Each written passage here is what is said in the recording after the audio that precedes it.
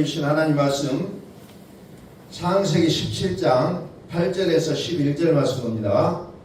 내가 너와 내 후손에게 너의 우구하는 이 땅 곧 가나안 일경으로 주어 영원한 기업이 되게 하고 나는 그들의 하나님이 되리라. 하나님이 또 아브라함에게 이르시되 그런즉 너는 내 언약을 지키고 내 후손도 대대로 지키라. 너희 중 남자는 다 할례를 받으라. 이것이 나와 너희와 너희 후손 사이에 지킬 내 언약이니라. 너희는 양피를 배우라. 이것이 나와 너희 사이의 언약의 표징이니라. 아멘. 우리 선포합니다. 하나님은 살아계십니다. 하나님은 살아계십니다. 오늘 말씀은 가나안 땅이라고 하죠. 가나안 땅. 가나안 땅으로 주어. 가나안 땅으로 주어. 가나안 온 땅을 주겠다는 거예요. 가나안 온 땅을. 이것이 하나님께서 우리에게 주어진 약속이에요. 가나안 땅은 어떤 땅입니까? 땅의 모든 풍성한 것, 포도송이만 해도 하나만 들어도 더 이상 들 수 없을 정도로 엄청난 포도송이가 열렸던 땅이 가나안 땅이었습니다. 오늘 우리는 그런 포도를 본 적이 없어요. 한 송이만 들어도 성인 남자가 더 이상 들을 수 없을 정도로 거대한 포도송이가 열렸던 그 땅. 또 성경은 그 땅을 가리켜서 젖과 꿀이 흐르는 땅이다 이렇게 표현하고 있잖아요. 풍요롭고 풍성한 메마르고 척박한 광야의 삶의 모습이 아닌 모든 것이 다 예비되어 준비되어져 있는 그 땅의 모든 풍성한 부요함, 내가 이뤄낼 수 있었던 모든 삶의 한계가 아니라 하나님이 이루시고 행하시는 그 세상을 하나님께서 영원한 기업으로 주겠다는 거지. 이 가나안 땅이라는 것이 단순한 땅이 아니라는 겁니다. 오늘 우리는 성경 볼 때 남의 이야기로 들으니까 이것이 감동이 없어요. 남의 이야기예요. 그러다 보니까 감동이 없어. 성경을 봐도 그냥 무미건조하다는 겁니다. 그런데 이것을 나의 말씀으로 받는다면 내가 너에게 가나안 땅을 주겠다 그러면 이 얼마나 이게 우리의 마음에 기대가 생기고 벅찬 감정이 일어날 수 있겠느냐는 거예요. 그 풍성한 땅, 우리 개개인에게 영광스러움을 느낄 수 있는 그 땅을 우리에게 주시겠다는 거예요. 그것을 영원한 기업으로 주셨다는 거예요. 주겠다가 아니라 주었다는 겁니다. 그래서 9절을 보죠. 9절에는 언약을 지키라 그랬잖아요. 내 언약을 지키라. 내 언약을 지켜라. 자, 가나안 땅을 놓고서 대부분 사람들이 절망했어요. 왜 절망할 수밖에 없었냐? 그 땅을 지키는 족속들은 크고 장대하다는 거예요. 우리는 저 땅이 좋은 줄 알지만 우리는 감히 엄두도 낼 수 없는 땅이다. 왜? 그 땅을 지키고 있는 사람들은 우리가 싸울 수가 없는 거대한 민족이라고 대부분 사람들이 생각을 해봤다는 겁니다. 그때 몇 명이 들어갔어요? 가나안 땅에? 12명이 들어갔잖아요. 10명이 압도적인 숫자가 그 땅은 정말 풍성한 땅이고 하나님의 약속의 땅은 맞습니다만은 그러나 안타깝게도 우리는 그걸 들어갈 수가 없습니다.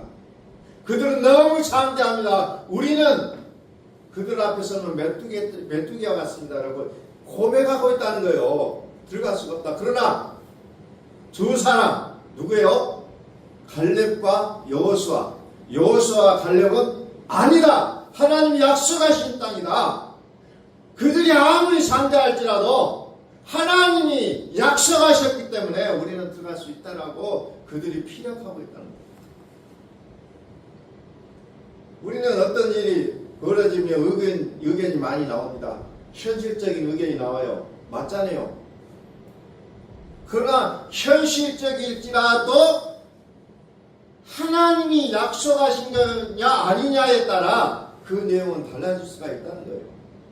그래서 그 조건을 뭐라고 합니까? 내 언약을 지키라는 거예요. 내 언약을 지키라. 자, 그동안에 그들은 자기 열심으로 살았어요. 자기의 지혜로 살았어요. 자기의 경험으로 열심히 살아냈어요. 자기의 힘으로, 자기 믿음의 토대로. 그러나 그것을 가지고 가나안 땅을 보니까 절망할 수밖에 없다는 거예요. 안 된다. 우리는 메뚜기 떼 같아서 절대로 들어갈 수 없다. 자기들의 힘과 자기들의 능력으로는 도저히 불가능했다는 겁니다. 그 땅에 살고 있는 거민들은 너무 커서 우리가 나의 힘으로는 이겨낼 수가 없다는 거예요. 그러나 하나님의 약속이라, 하나님의 약속. 그러면서 하나님께서 뭐라고 합니까? 언약을 지켜라. 언약을 지켜라. 약속의 땅은 약속하신 자가 책임지는 건데 그 땅에 들어가서조차 워낙에 애굽에서부터 광야에서부터 자기의 힘과 자기의 열심으로 하나님을 믿어왔었기 때문에 엄두가 안 난다는 겁니다. 오늘 우리가 세상을 살아가는 것도 마찬가지예요. 뭔가 좋은 것이 보이지만 나의 힘으로는 절대로 안 된다고 우리는 먼저 그 앞에서 무릎을 꿇어버린다는 겁니다. 왜? 자기 그림으로는 도무지 그것이 안 되거든요. 나의 능력으로 그것을 하려고 하니까 안 될 수밖에 없잖아요.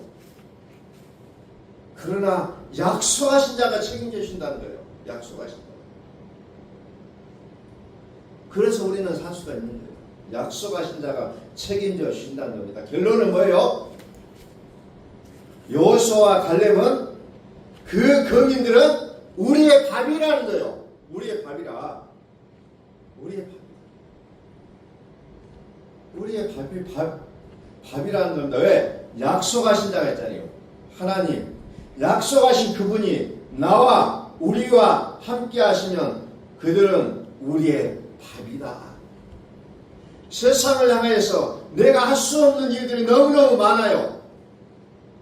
그러나 약속하신 하나님이 우리와 함께 하시니 우리는 능히 그것을 이겨낼 수가 있다라는 결론을 성경 우리에게 내려놓고 있다는 겁니다. 성경은 그것을 우리에게 강력하게 말씀하고 있다는 거예요. 자, 성경의 약속은 무엇이냐? 요한일서 2장 25절 보니까 하나님께서 우리에게 약속하신 것은 영원한 생명이다. 영생이다. 이렇게 말합니다. 약속하신 자가 말씀하셔요. 너희에게 내가 너희와 약속한 건 뭐냐? 영생이라는 게 영생. 하나님의 뜻은 영생이다. 하나님의 뜻은 영생이다. 하나님의 뜻은 영생. 하나님의 뜻대로 행하는 자라야 천국에 들어간다 그랬잖아요. 천국은 곧 영생이에요. 하나님의 살아계심이 곧 영생이라는 말씀이에요. 어디에 살아계셔요? 내 마음에 살아계신다니까. 내 마음에. 내 마음에. 너희는 하나님이 거하시는 성전인 것을 알지 못하느냐. 하나님의 나라는 여기 있다 저기 있다가 아니라 너희 마음에 있느니라. 두세 사람이 모인 곳에 내가 너희와 함께 하겠다.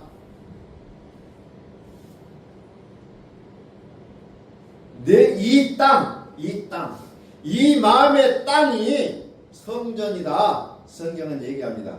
거기에 하나님이 거하신다는 거예요. 다시 말해서 하나님이 살아주신다는 거예요. 다시 말해 그것이 어디냐? 천국이라는 거예요. 천국. 천국이 내 마음이다. 천국은 영생이라는 거예요. 그러므로 우리는 모든 믿음의 씨름과 전쟁을 겪을 때마다 우리가 기억해야 될 것은 모든 문제 해결은 어디에 있다? 너희 마음에 있다는 거예요. 모든 문제의 답이 내 마음에 있다는 겁니다. 자녀의 문제, 건강의 문제, 영적인 어찌저찌 하지 못하는 씨름의 문제, 수많은 갈등의 문제, 이런 모든 것들이 어디에 있어요? 하나님 안에, 그 생명 안에 들어있다는 거예요. 답은 거기에 있다는 거예요. 오늘날 우리 한국의 사회 문제, 국가의 문제, 모든 문제가 우리를 분노케 하기도 하고 좌절케도 하지만, 그러나 그 모든 문제의 답은 어디에 있냐? 하나님 안에 있다는 거예요. 하나님 안에. 성경은 그것을 우리에게 분명하게 약속하고 있다는 겁니다. 그래서 성경은 늘 끊임없이 얘기하고 있는 것이 뭐냐면 때가 참이에요. 때가 참. 내 때를 향해서 나가다 보니까 우리는 늘 좌절합니다. 하나님 이때 이루어져야 됩니다. 우리 모든 기도의 제목은 어떻게 보면 하나님 내 때가 내 때예요. 내 때. 내 기도의 제목이. 그러나 하나님은 뭐라고 해요? 하나님의 때까지 기다리라는 거예요. 때가 참해. 때가 참해. 성경에서 가장 중요하게 여기는 것은 그 때라는 거예요. 하나님의 때. 나의 때, 인간의 때가 아니라 하나님의 때가 있다는 겁니다. 그래서 오늘 성경은 뭐라고 합니까? 내 언약을 지켜라. 내 언약을 지켜라. 내가 너희 땅, 너희 마음에서 항상 살아계신 하나님이다. 그러니까 나를 지켜라. 나를 지켜라. 나의 생명, 내가 살아계시는 하나님을 놓치지 말라는 거예요. 어느 순간이든지 우리의 삶 속에 구체적인 삶의 현장 속에서 그 순간에도 하나님을 놓치지 말라는 겁니다. 그리고 또 말씀합니다. 앞서지 마라. 앞서지 마라. 놓치지 마라. 늘 배에 힘 팍 주고 다녀라.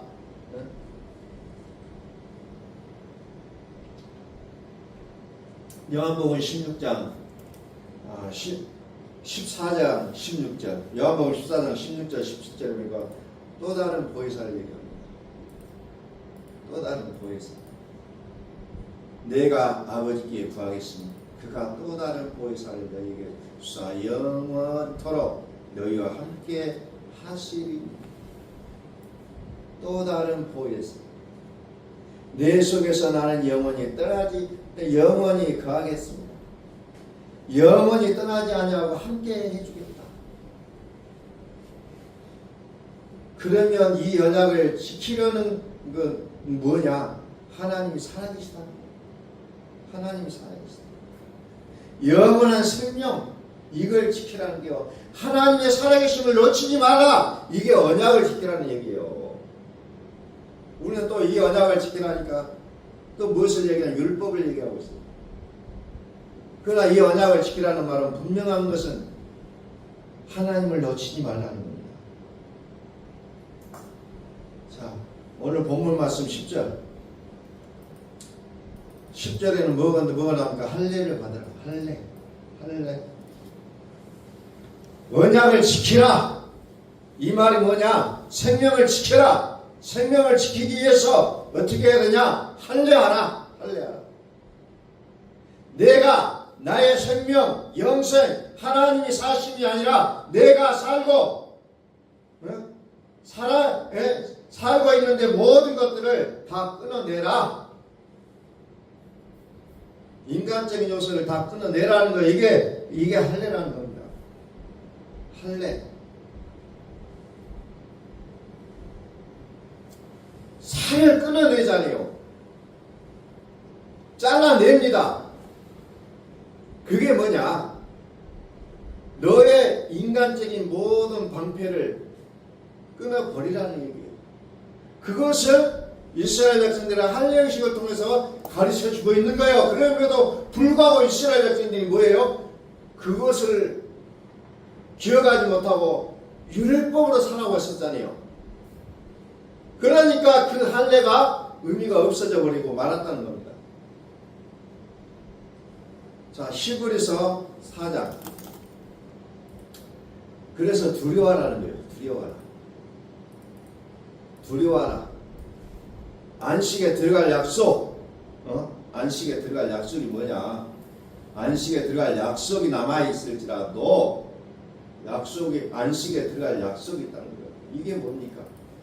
약속의 땅에 들어갈 것. 약속의 땅. 너희가 죄악 세상에 살고 있기에 이 죄악 세상을 초월하게 이겨내려면 너희가 어렵게 살아내야 하는 너희의 수고, 무거운 열심히 있는 믿음의 행위를 끊어내라는 거예요. 끊어내라. 그래서 약속의 땅은 누구예요? 하나님이 살아주시는 땅을 약속의 땅이라고 얘기하고 있어요. 이것이 복음이에요. 율법이 아니라 복음을 말하고 있다는 겁니다. 복음은 하나님이 행하시는 일. 그래서 복음으로 살면 생명의 열매를 만들게 돼 있다는 거죠. 생명의 열매를 분명한 내가 행하는 거예요. 근데 나는 죽었다는 거예요. 나는 죽었다. 그런데 내가 행하게 될 때에 그 행위는 내가 아니라는 거예요. 자꾸 여기서 우리는 혼돈하게 돼 있다는 거예요. 요한계시록 22장에 저번 시간에 봤죠. 시절을 쫓아 과실을 맺는다 그랬잖아요. 시절을 쫓아 과실을 맺는다. 자, 그러면서 그때 시절을 쫓아 과실을 맺는데 이 생명이 뭐예요? 생명나무가 열매를 내는데 이 생명나무는 그리스도라고 말씀을 드렸어요. 그리스도. 그리스도가 생명나무 열매를 내주신다는 거예요. 항상 살아계신 하나님이 그리스도라는 겁니다. 그리스도가 뭐냐? 우리는 말할 때가 있잖아요. 그리스도가 뭐냐? 그리스도가 뭐냐? 그러면 우리는 좀 말이 쉽게 나오지가 않아요. 그리스도는 뭐냐? 한마디로 얘기하면 하나님이 살아계시다는 거예요. 내 마음에서 하나님이 살아계실 때 우리는 그분의 이름을 그리스도라고 얘기하고 있다는 거죠. 그리스도. 그래서 생명나무는 그리스도를 상징하고 있다. 그리스도는 항상 살아계시는 하나님. 항상 살아계신 하나님. 아직 내가 덜 죽은 사람은 그분이 내는 것인데도 불구하고 자꾸 내가 했다면 내가 낸다. 내가 했다. 착각을 우리는 많이 하고 있다는 겁니다. 하나님 그 열매를 우리에게 맺게 해주시는데도 불구하고 꼭 내가 했다는 거예요. 잘 나가다가 내가 했다. 내가 했다. 내가 온전히 죽은 사람은 전부 하나님이라고 얘기합니다. 진짜 전부 하나님이다. 그런 모든 일들이 아름답다는 겁니다. 그런데 인간인 내가 하는 일들은 모든 일들 어때요? 다툼이 일어나요. 분쟁이 일어나게 돼 있다는 겁니다. 아무리 내가 싸울 만한 그런 공격이 있을지라도 내가 했다면 그 일은 분명히 다툼이 일어나게 돼 있다는 거예요. 그래서 오늘날의 교회가 항상 잘하다가 뭔 일이 일어나요? 다툼이 일어난다는 겁니다. 분쟁이 일어나요. 그건 당연한 수순이라는 겁니다. 왜? 내가 했다고 얘기하기 때문에. 내가 했다고 생각하는 그 일들은 모두가 다 이제 끝이 나게 돼 있다는 거죠. 그러나 하나님이 하셨다고 고백할 때 그 일들 속에서는 아름다운 생명의 열매가 주렁주렁 맺게 돼 있다는 겁니다. 그래서 우리는 성경을 일반론적인 관점에서 보지 말고 하나님의 절대적인 구속적인 관점에서 봤을 때 그때 비로소 우리는 성경이 내 눈으로 다르게 보이게 돼 있다는 거예요. 그래서 진짜 왕의 주권, 살으시는 하나님의 주권, 그 앞에서 우리는 뭐라고 합니까? 나는 죽었다. 이제 살든지 죽든지 먹든지 마시든지 이제 나는 주의 것입니다. 이 고백이 우리 삶 속에 구체적인 삶의 현장 속에서 그대로 나타나는데 순간순간 내가 나타나게 돼 있다는 거죠. 자, 창세기 1장으로 돌아가 보면은 뭐가 나오냐면 창세기 1장 27절에 하나님이 자기 형상, 하나님의 형상대로 자기를 창조했다 그랬어요. 그러면서 남자와 여자를 창조했고 남자와 여자를 창조했다. 하나님이 그들에게 복을 주시며 그들에게 이르시되 생육하고 번성하여 땅에 충만하라 땅을 정복하라 바다의 고기와 공중의 새와 땅에 움직이는 모든 생물을 다스리라 그랬잖아요. 여섯째 날에 우리의 모양대로 우리의 모양대로 하나님의 형상대로 사람을 만들자. 하나님의 형상대로 사람을 짓자. 하나님의 사람들을 하나님이 회복시키시는 일들이 벌어지고 있다는 겁니다. 그냥 하늘의 것과 땅 아래 것과 땅 위의 모든 것을 이제 다 다스리라고 하잖아요. 정복하라. 그런데 우리는 정복하지 못하고 여기에 끌려다니는 인생의 모습을 우리는 보게 돼 있다는 겁니다. 끌려다니는 인생. 그래서 여섯째 날은 뭐가 있어요? 여섯째 날.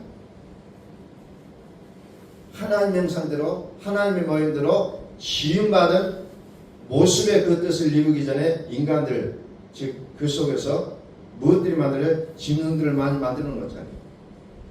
짐승들을 끊임없이 만들어요. 많이 만들어 놨습니다.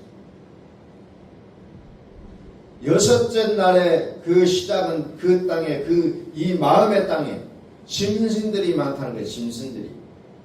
악한 것들, 기는 것들, 짐승들이 이 땅에서 막 일어나게 돼 있다는 거예요. 영적인 부분들이 이제 맞닥뜨려지고 있다는 거예요. 그래서 어떻게 보면 우리의 삶 속에는 어때요? 끊임없이 분노가 나오고 악이 나오고 수없이 그 과정들이 끝나고 나서야 비로소 하나님의 형상으로 회복되는 그런 모습들을 우리는 보게 돼 있다는 거예요. 그래서 우리는 어때요? 끊임없이 내 자신을 돌아봐도 악이 나온다는 겁니다. 분노가 나와요. 짐승이 그냥 드글드글 하다는 거예요. 이 과정들을 우리는 끝내야 된다는 겁니다. 그런 일들을 끝내야 돼요. 그 일들이 언제부터 나타나요? 넷째 날부터 시작이 됩니다. 넷째 날 해와 달과 별을 지으시니 해와 달과 별을 지었다. 햇빛과 달빛과 별빛 이것들을 상징하고 있는 것을 우리는 율법이라고 말씀을 드렸어요. 그런데 그것이 요한계시록 21장 23절에서 뭐요? 그 성은 해나 달의 비침이 쓸데없으니 하나님께서 창조하셨던 이 해, 달, 별빛이 쓸데없다라고 말씀하십니다. 해, 달, 별. 다시 말해서 율법으로 열심히 믿는다라는 자기의 옳다 그러다 하는 이 옳은 잣대의 기준으로 들어가니 내가 옳으면 다른 사람은 나와 다른 사람은 잘못됐다는 거예요. 철저하게. 나는 옳기 때문에 너는 다 틀렸다는 거예요. 오늘 정치적인 현장에서 보여주는 게 그거잖아요. 나는 옳다. 다시 말해서 너는 틀리다. 이게 정치적인 논리로 지금 풀어지고 있는 모습을 우리는 보는데 그것을 보면서 그냥 보는 것이 아니라 율법을 보자는 거예요.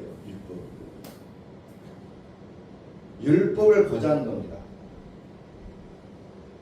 나는 옳다. 이 옳은 자태의 기준으로 들어가니 내가 옳으면 다른 사람은 틀리다는 거예요.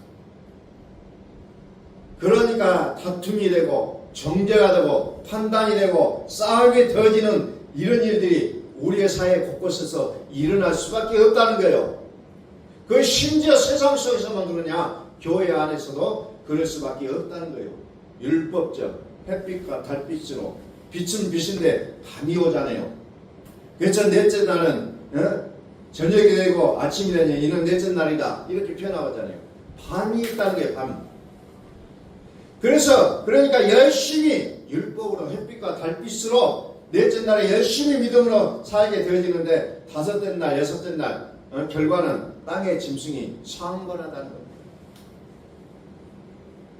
그래서 율법은 무엇을 위한 열매냐? 사망을 위한 열매다. 이렇게 성경은 기록하고 있잖아요. 사망을 위한 열매다.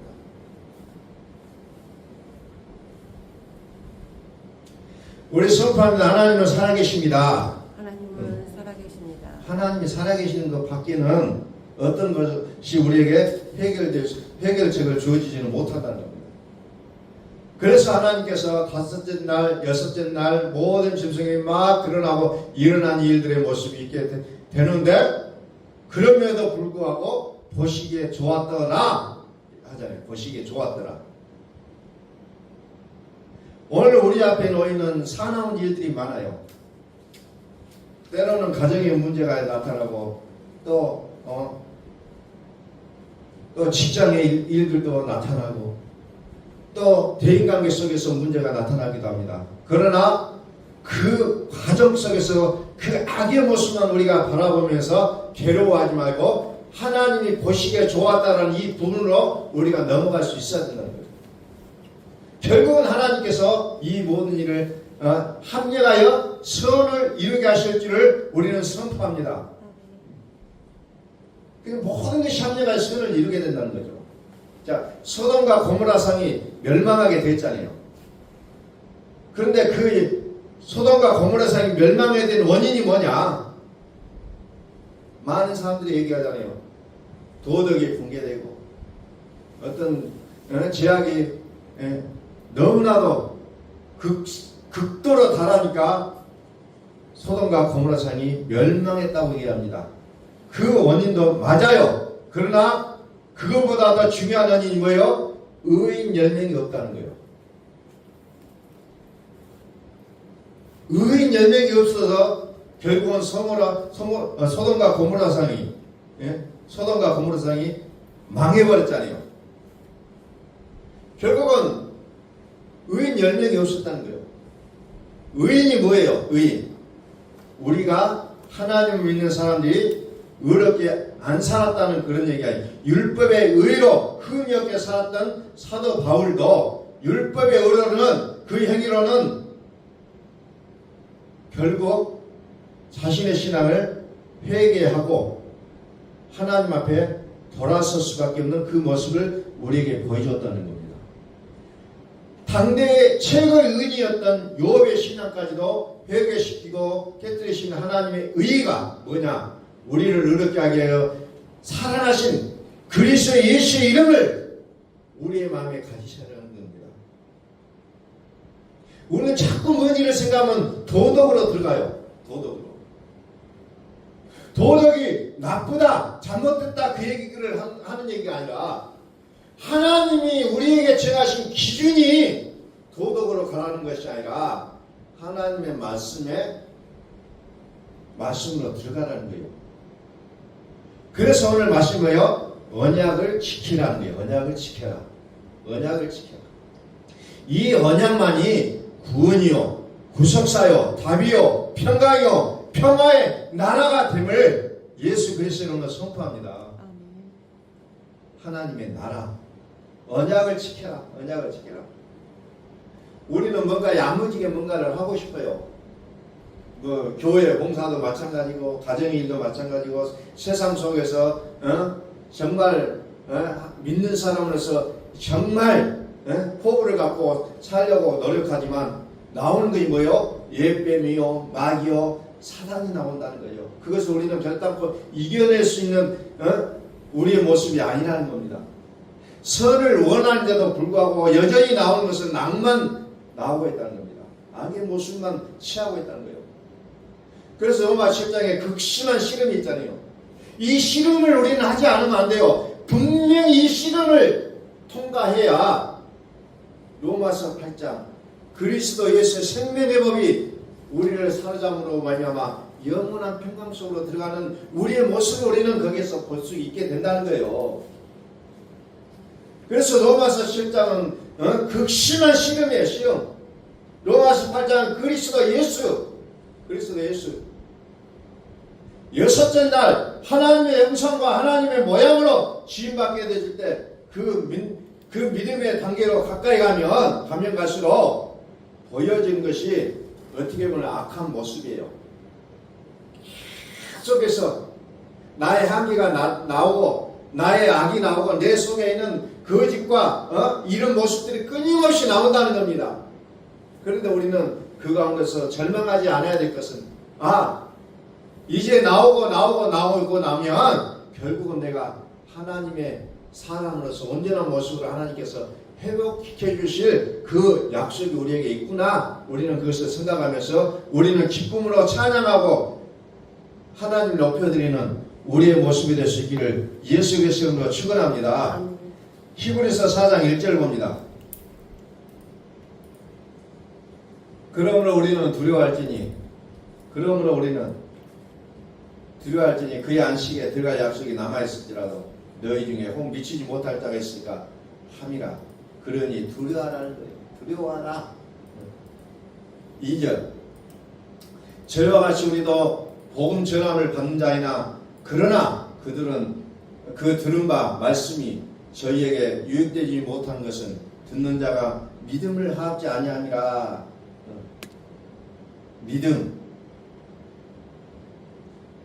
믿음이 뭐예요? 믿음은 복음의 말씀이에요. 복음의 말씀을 믿는 거예요. 그래서 우리가 베드로전서 1장 끝에 뭐예요? 오직 주의 말씀은 세세토록 있도다. 오직 주의 말씀은 세세토록 있도다. 너에게 전한 복음이 곧 이 말씀입니다. 즉 세세토록 살아계신 말씀이 뭐예요? 영생이다. 영생. 이게 하나님의 언약이라는 거예요. 하나님의 언약. 이 언약을 지키라는 겁니다. 매 순간 한마디 매 순간 이걸 놓치지 말라는 거예요. 하나님이 나의 주인이 되고 나의 주권자 되신 그 생명을 지키면 지킬수록 육적 몸이 버려진다는 거예요. 그래서 골로새서 2장 10절 11절에 그리스도는 육적인 몸을 벗게 하는 할례라 이렇게 표현하고 있잖아요. 육적인 몸을 벗게 하는 할례다. 그리스도를 가지라는 거예요. 이것이 표징이라는 겁니다. 그리스도는 계시록이에요. 그리스도는 계시록이에요.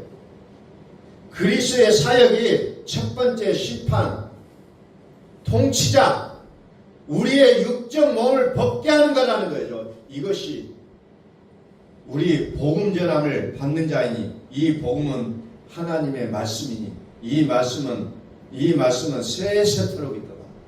복음의 말씀은 세세토록 있도다. 이 세세토록 있다는 게 뭐예요? 영원한 생명이다. 이 생명이 우리 속에 강력하게 역사할 수 있기를 예수 그리스도로 선포합니다. 생명이 우리에게 있지 않으면 안 돼요. 항상 살아계신 하나님을 선포합니다. 하나님의 의로움은 살리는 길이에요. 우리는 의로움을 죽이는 것까지도 포함시킬 때가 있는데 결론은 뭐예요? 의로움이라는 것은 살리는 거예요. 그리스도의 영은 살리는 영이에요. 죽이는 것과는 관계가 없다는 거예요. 하나님의 의로움은 살리는 겁니다. 이와 같은 일에 이제 우리는 주인공들이 될 수 있기를 예수 그리스도로 선포합니다. 오늘 성경은 믿음을 화합하지 않는다 그랬어요. 화합하지 않는다는 건 뭐예요? 화합하지 않는다. 믿지 않는다는 거예요. 믿지 않는다. 그래서 뭐예요? 살아계신 하나님의 살아계시는 그 말씀에 화합하지 않기 때문에 안식의 약속의 땅에 들어가지 못한다. 쉼이 안 된다는 거예요. 그래서 우리는 끊임없이 우리 삶이 시끄럽잖아요. 내 마음이 시끄러워요. 쉼이 없어요. 쉼이. 수고하고 무거운 짐진 자들아 다 내게로 오라. 내가 너희를 쉬게 하리라. 그 쉼이 안 되기 때문에 내 마음속에서 불화통이 일어나고 그냥 억장이 무너지고 굉장히 고통스러운 일이 내 마음속에서부터 일어나고 있다는 거예요. 우리는 이 말씀 앞에 화합하실 수 있기를 간절히 소망합니다. 화합하셔야 돼요. 마지막으로 10절 말씀 보고 말씀을 정리하겠습니다. 너희도 그 안에서 10절 이미 그의 안식에 들어간 자는 하나님이 자기 일을 쉬신 것 같이 자기 일을 쉬느니라. 이미 그의 안식에 들어간 자는 하나님이 자기 일을 쉬신 것 같이 자기 일을 쉬신다 했거든요. 쉰다는 것이요. 다시 말해서 죄악을 이긴다는 거예요. 죄악을 이기는 일. 그리고 의롭게 사는 것을 얘기하고 있어요. 그러면 우리는 일하지 아니하고도 행복하다는 겁니다. 세상 사람은 자꾸 일을 해야 지성이 풀리고 그것을 통해서 마음의 이루함을 받게 하는데 복음 안에서는 나의 하는 것을 통해서 나의 만족을 추구하는 것이 아니라 살아계신 하나님이 우리에게 그 만족함을 허락하시고 그것이 우리는 뭐라고 성경이 얘기하면 복이다, 행복이다 이렇게 표현하고 있다는 겁니다. 그러므로 모든 행복의 조건을 나를 통해서 그 행복의 조건을 찾아가는 것이 아니라 살아계신 하나님이 내 안에 살으신 것을 우리는 확인하면서 우리는 행복의 조건을 가질 수 있기를 예수 그리스도로 선포합니다. 기도하겠습니다.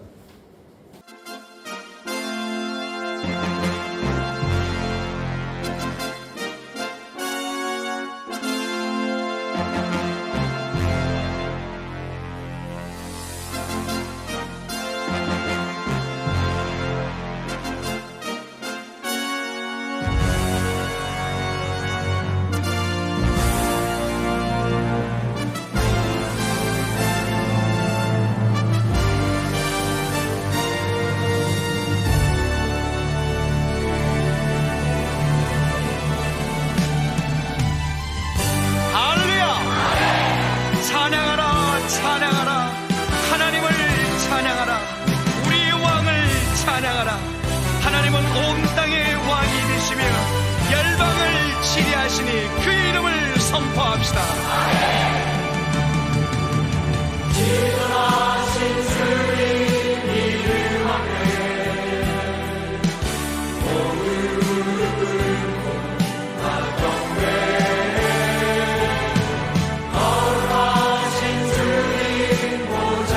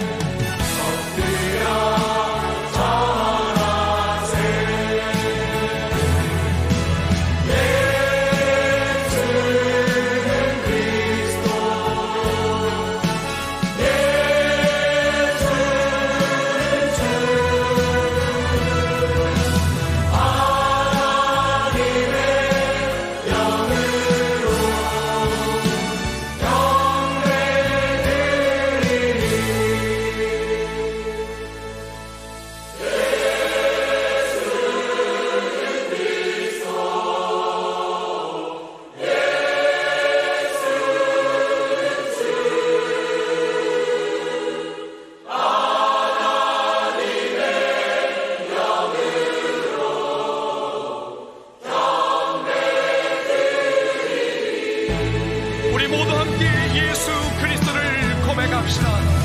예수는 그리스도, 살아계신 하나님,